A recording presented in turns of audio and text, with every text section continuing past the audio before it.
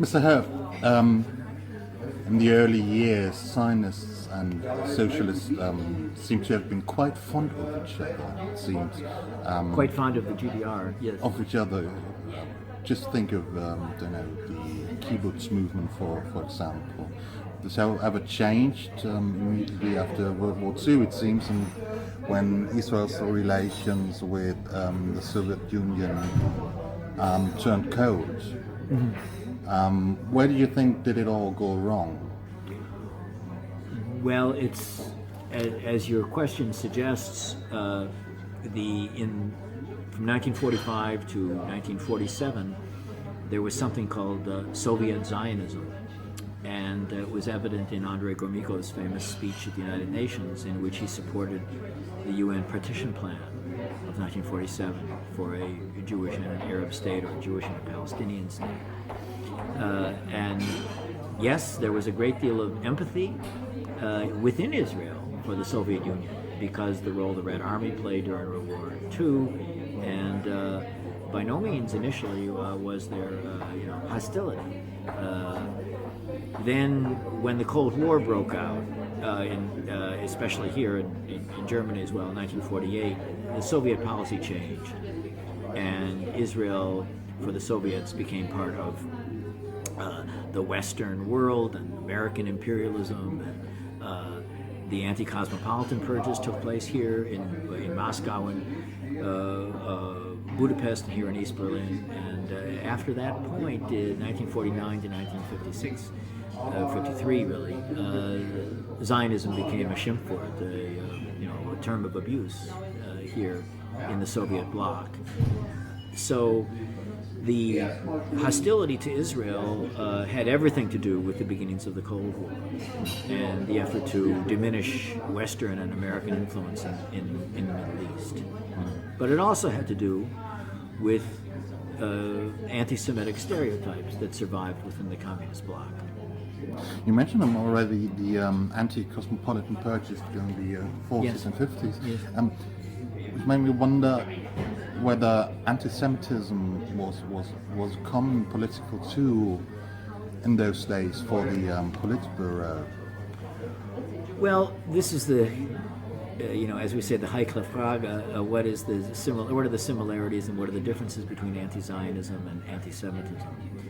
Certainly, in the anti-cosmopolitan purges, the presentation of the Jews who had just suffered this devastating loss were still, in 1949 or 50, a very powerful force in world politics was an absurdity. And so, to the extent that the anti-cosmopolitan purges rested on the notion of powerful Jews, yes, that was an example of persistent anti-Semitism, now in the form of Marxism-Leninism. So yes, the anti-Zionist campaigns did contain within themselves anti-Semitic components. But what I also would like to emphasize is the question for a historian is were these people motivated by anti-Semitism or anti-Zionism? That is an interesting question. But the other question that is equally important, doesn't receive enough attention, is whether or not it was true, whether or not what the communists said about Zionism was true. And what they said was that Zionism was a form of racism, was a form of colonialism, form of imperialism. And I don't think that's true. I don't think it was true then, and it's not true now. And here in Germany, it's very important for journalists, intellectuals, scholars to pay attention to the best Israeli historians, such as Benny Morris, Anita Shapira, Tuvia Friedling, Meyer Litvak. These people their works are very important and well documented, and I think it's that history of Israel is one that the communists, of course, neglected. So it's I'll have other things to say about this. In your book, you claim that the GDR waged a war against Israel. On which battlefields was this war fought? Well, the GDR waged an undeclared war through proxies, and in that sense, it followed Soviet policy. There were no so far as we know, Soviet or East German troops involved in actual battles with the Israelis, but the Soviet bloc and East German support for the Arab states and the Palestinian armed organizations was what I had in mind. And here in the former GDR, the government offered military training, propaganda assistance, diplomatic support, hospitalization, and some money to the Palestine Liberation Organization and the splinter organizations, the Popular Front for the Liberation of Palestine, for example. In that sense, the book is about in part, it's about the not just hostile propaganda, not only support for the Zionism as racism resolution in the United Nations, though the East Germans certainly did that, but also actual military support for people and movements and states that were at war with Israel. That is what East Germany did. And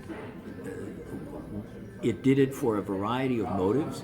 I'm sure that there were some anti-Semitic stereotypes that circulated around the East German government and in Neues Deutschland, but it also did it as part of the Cold War, part of an effort to defeat Western influence in the Middle East, a variety of motives, but the consequences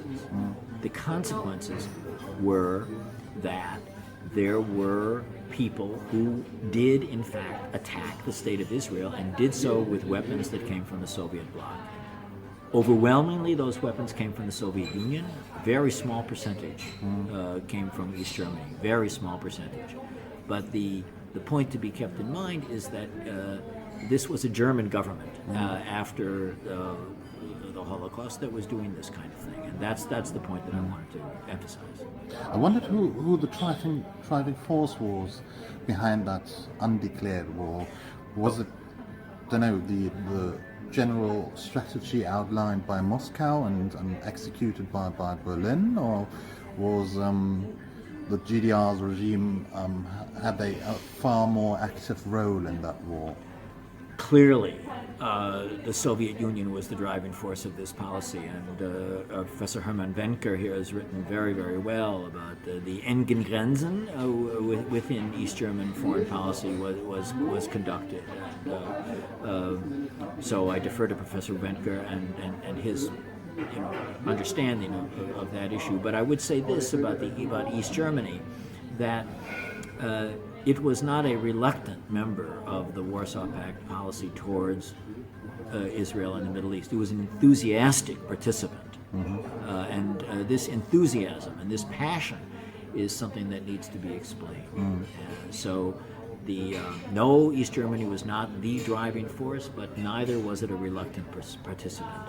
Can we speak of willing executioners, so to say? Well, I wouldn't want to go so far because I don't want to make facile comparisons to the Holocaust. This was not the Holocaust. Okay. And, but willing participants, they did not have to be dragged kicking and screaming. East Germany opened an office of the PLO in East Berlin in 1973, and that was a year before Moscow opened an office of the PLO. So, or before the Hungarians and the Poles and the Czechs. This passion, this enthusiasm, is something that needs to be explained as well. Not only this representation of the PLO here in Berlin, but also I think Arafat came here for a couple of times. How close were these ties between PLO and GDR? Arafat came to East Berlin first in 1971, and in 1973 the PLO signed a formal written agreement of cooperation with the East German government, which was re-signed each year. The ties were very close, especially between Erich Honecker and Yasser Arafat, but also between Heinz Hoffmann and the the Minister of Defense in Syria, Mustafa Talas, between Erich Mielke and Gerhard Niebuhr and Abu Ayyad and the leaders of the Amin al-Hindi, the directors of the PLO intelligence service, and there were ties between universities. This was a genuine alliance with Arab states and with the PLO. So the ties were close, and they were a source of pride in East Germany, that East Germany was fighting the good fight against imperialism, Zionism, these horrible things. Arafat's picture was his photo was on the front page of Neues Deutschland. He was on East German television.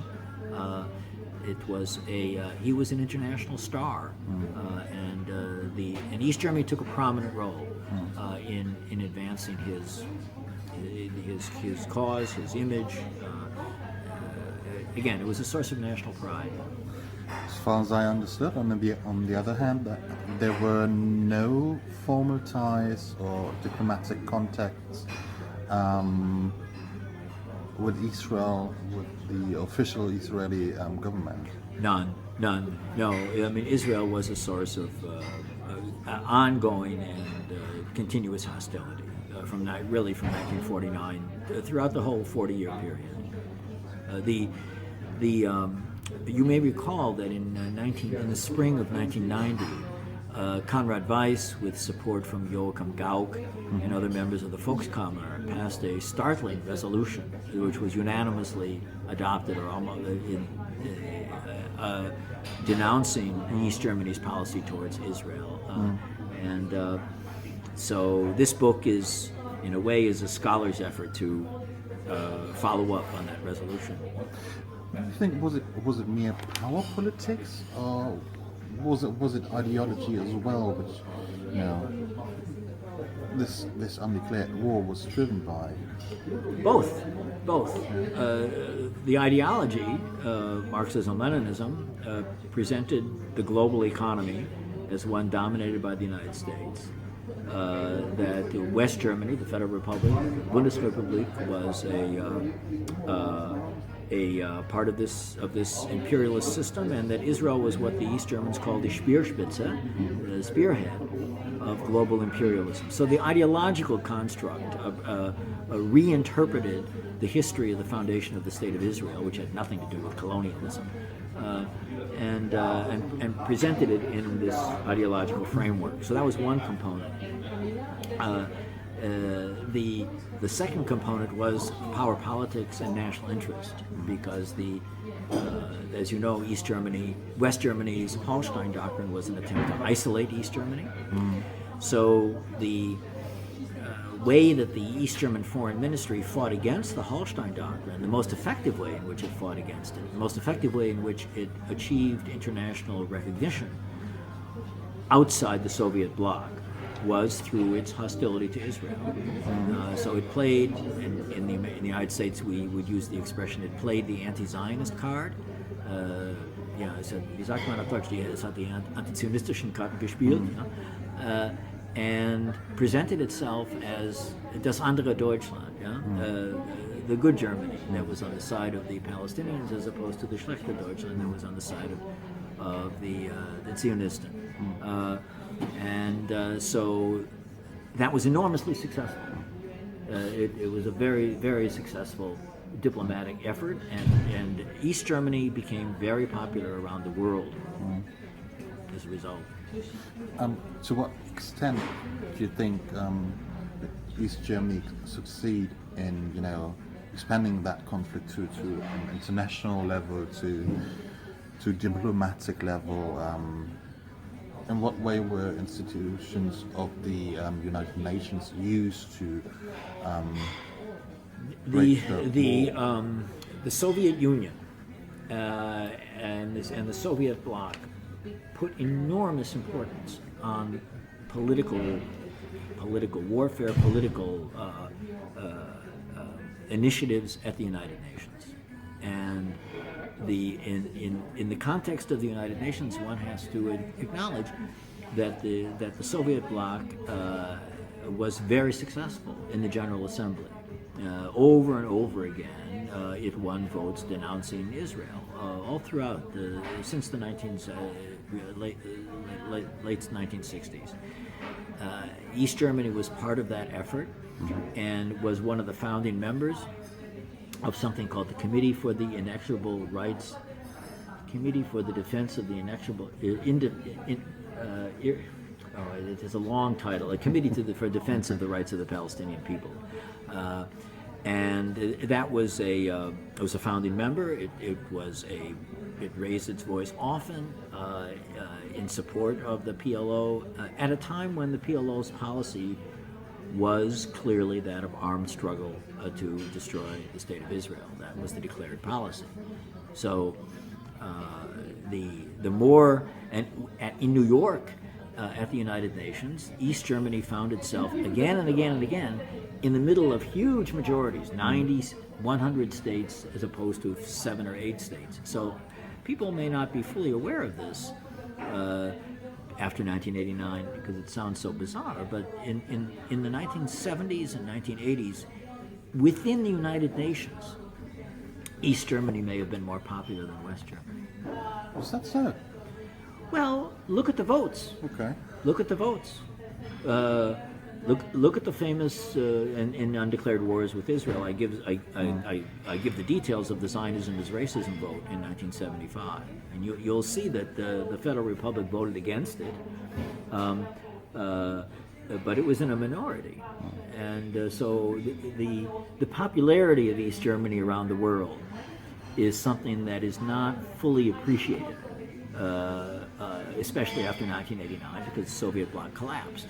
But yes, not only in the Arab world, but also in Africa and Asia and Latin America, for people in governments who were concerned with economic affairs, or it was obvious that East Germany had very little to offer them in that regard, and West Germany was by far the more favorable nation state to have relations with, but didn't pay out. Well, what can I say? This sounds a bit obvious, but the East Germans were communists, and international communism existed in the Cold War, and the support that the East Germans gave to the African National Congress, the various armed leftist guerrilla organizations in Africa, was something that contributed to its popularity in those circles. Was there any noteworthy opposition within SED ranks against that war? In a previous book called Divided Memory, which was translated into German as Zweierlei Erinnerung, I wrote about the anti-cosmopolitan purges, and an aide to Wilhelm Pieck named Leo Zuckerman, and then a Politburo member named Paul Merker argued in the immediate post-war years that that East Germany should have diplomatic relations with Israel, and this current within East German communism was suppressed and defeated by 1952-53. So after that, there was no one. It then became clear that if you were going to be a member of a communist party, then support for Israel or empathy or sympathy for Israel was not acceptable. So that was clear by the early 1950s. Now, during the Six-Day War, Mr. Norden in the Politburo, his first name escapes me at the moment, Mr. Norden, who is Jewish, asked various Jewish personalities within the GDR if they would support a letter denouncing Israeli aggression in June of 1967. And he asked, I forget the names of the people that he asked, singers, writers, professors, and most of them declined. But they did find people who would do that. So, no, I think there was no public opposition to the policy, and this was no street demonstrations, no letter writing campaigns,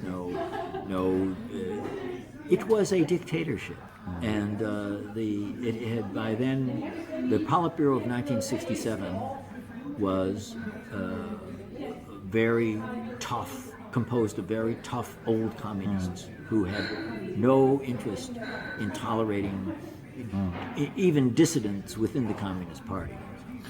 In your book, you also focus on the other German war against Israel, Yes. fought by the far left, Yes. West Germany, Yeah. namely by groups like the Rote Armee-Fraktion, Revolutionäre Zellen. How do you explain the passion that these young Western lefties had and were motivated by to fight the Jewish state? Well, there were two cities that were particularly important. One was West Berlin, what used to be called West Berlin, and the other is Frankfurt. And here in well, now it's just Berlin, but in what was West Berlin, in Kreuzberg, Dieter Kunzelmann und die Tupamaros in West Berlin in 1969 and 1970 made the following case that in order to make a revolution in Germany, it was necessary for the left to get over its supposed guilt complexes about the Jews and the Holocaust, to get over what he called the Judennachts, the Juden complex, and to recognize that anti-fascism in 1970 for West German, for him, meant something different than it had meant in the 1940s. And Kunzelmann redefined anti-fascism to mean the battle against Israel, which was, in his view, synonymous or comparable to Nazi Germany. And in Frankfurt, the Frankfurt left around the revolutionary cells made similar arguments, and it was in Frankfurt that the connections between the Popular Front for the Liberation of Palestine and the radical left were formed, and came to a head in Entebbe in 1976 when Wilfried Böse and Brigitte Gluhlmann collaborated with the Popular Front for the Liberation of Palestine in hijacking a plane to Entebbe. So this, of course, was not a result of Soviet policy. The Soviet bloc, what exactly the Soviet bloc did to assist them is something that I leave to other scholars to, clearly if these people wanted to escape, they were able to escape to the Eastern Bloc. But more like a homegrown anti-Zionism. yes, that's how that is how I see it. Homegrown anti-Zionism, and the change in the West German left, which had been very sympathetic to Israel in the 50s and 60s, took place during the summer and fall, and from the summer to the fall of 1967, during and after the Six-Day War, and then it was a certain neurosis. The left, the Springer Press here in Berlin attacked the left, and then the Springer Press was also a supporter of Israel. So, given that the Springer Press supported Israel and they're attacking us, so it was it was about local politics. Did you consider yourself to be a leftist back in those days? I'm in the 1960s. I was in SDS in the United States. Okay. Yeah, and I arrived in Frankfurt in 1978, and by then I was, I was still. I wouldn't describe myself then at all as a radical leftist. I was a liberal, a left liberal. But in Frankfurt in 1978 and 79, I met people who were still talking about Entebbe. and I knew some of the people who. Now, I didn't know anybody who was involved, but it was a topic of conversation among liberal and left-leaning intellectuals and students in Frankfurt Main. Was there any sentiment of guilt back then? I think when Entebbe happened, there was one essay that Detlef Clausen wrote about the events, expressing tactical objections and saying Germans shouldn't participate in this kind of thing. But the response of Karl Dietrich Wolff or Joschka Fischer or Daniel Cohn-Bendit, not to mention Rudi Dutschke, who I think was still in England at the time, was an embarrassed silence. So embarrassment was there. So there well, was some you'd have kind to ask of awareness. them. You'd have to ask them. I don't Okay. know how. I can't speak for them. I don't know what they thought at the time. What I do know is that none of them wrote a public letter expressing their objections. And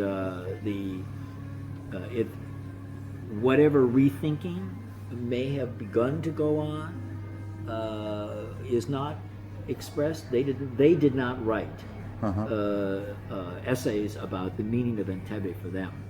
In retrospect, in subsequent years, they may have said that it was important, but at the time they didn't. And it was, again, I can't speak for them. I didn't interview them when I was working on the book. But the problem with Entebbe for the West German left was that Wilfried Böse and Brigitte Kuhlmann united theory and practice. Okay. And that was embarrassing.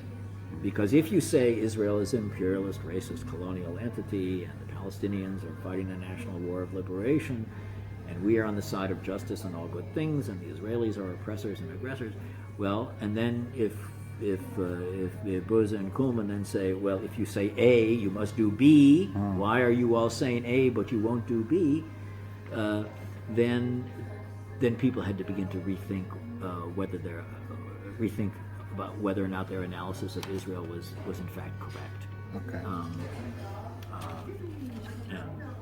And just a year later, of course, there was further radicalization when the Schleier kidnapping took place in '77. That was a year after Entebbe. So Entebbe, in retrospect, people might want to say, oh, Entebbe was a turning point. And then we saw Böse there in Africa, and there was this selection in the airport, and working with Idi Amin, and oh my goodness. But it wasn't a turning point. For some people, it may have been. For some people, but for the radical left, it was. You see it more like a starting point for them? It was an end point of a current of ideas that began in 1967. It was an end point of. In other words, now Fischer, Wolff, Clausen, Cohn-Bendit. Now they saw that if somebody would actually take the ideas that were floating around Flasterstraat and the West German left and implement them, then that's what it would mean. Okay. You would point guns at Jews, right? When all the theory is over, there you are with a machine gun pointed at a bunch of Jews. Is that what you want to do as a West German leftist who is an anti-fascist? And so in that sense, I think it was a shock. But it took a while to sink in. Okay. But you'd have to ask Fischer or Wolff.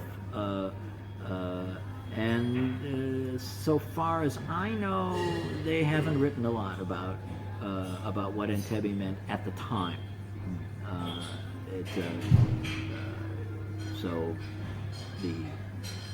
But it certainly was. Entebbe was an example of the unification of theory and practice as it existed in the West German left from 1967 until 1976.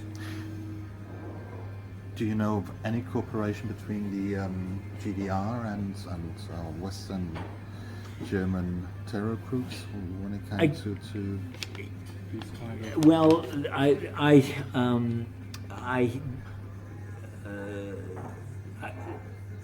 when West German terrorists wanted to escape from West Germany, they were able to do so through East Germany. That means specific cases. I don't. In this war. I don't. Okay. Where these people received their training, if it was in the Middle East or that I don't know. I do. One very important argument in the book, it came as a bit of a surprise to me, and that's what I called East Germany's Eurocentric definition of counterterrorism. It's a long and complicated story. I'm going to make it very short. The details are, of course, in the book. When the PLO office was established in 1973, the West German Jewish community, the mayor of West Berlin, Klaus Schutz, and then the David Klein, who worked in the American consulate here, and then officials in the State Department in Washington, and finally Secretary of State Henry Kissinger, became very concerned that the PLO office would be a basis for terrorist attacks in West Berlin and West Germany. And Kissinger wrote to the Soviet Union, Soviet counterparts, saying that the United States would hold the Soviet Union responsible for preserving law and order as part of the four-power agreement in Berlin. And that was 73. By 1979, the Stasi had entered into a formal written agreement with the PLO, and the purpose of it was to both assist and train and finance PLO activities in the Middle East. And that included the Popular Front for the Liberation of Palestine, or the Popular Democratic Front. So support for armed attacks on Israel in the Middle East. At the same time, the purpose of the agreement was to prevent terrorist attacks in Western Europe that could be traced back to East Germany. So because the East Germany felt that it was fully aware that the Western governments suspected the Soviet bloc of supporting terrorist attacks in the West, and that if they could be traced back to East Berlin, that would damage German-German relations, it would damage détente, and East Germany was gaining many benefits from it. So it's a complicated story. Yeah. Mr. Herf, thank you very much for taking your time. Well, it's been a pleasure speaking with you.